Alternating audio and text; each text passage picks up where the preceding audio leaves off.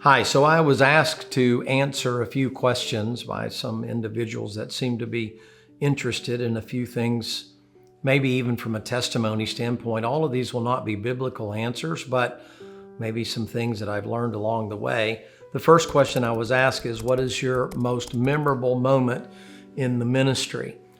I think I've had so many of those, it's very difficult to pare them down short of salvation. I think the most memorable moment was being with the old preacher, Dr. Ruckman, in a prison setting one time, maximum security prison in Florida. A real heavy thunderstorm that afternoon, and all the men came into the meeting.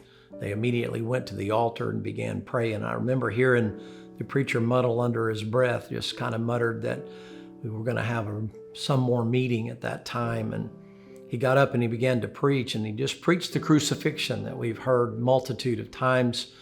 And I remember him stepping behind the board and pointing to the picture and putting his finger, tapping on the cross of Calvary and saying, boy, I'll tell you what, I have coverage.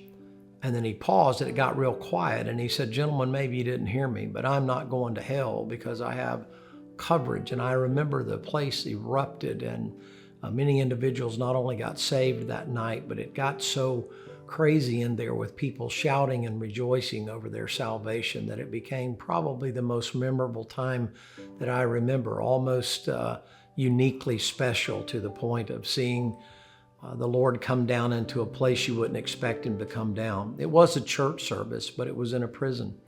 I remember when we went out and got in the van and sat down for a few moments and stared back out over the horizon as the clouds had rolled away and the sun began to sink in the background over the horizon, sort of a reddish color. And I remember the preacher saying to me, he said, isn't that something that the Lord would come down into a prison with just a couple of preachers in here with a bunch of inmates that are there for the rest of their life, and to see him get the glory that he got out of a prison cell? I would say that's probably one of the most, if not the most, memorable moment that I've had in the ministry.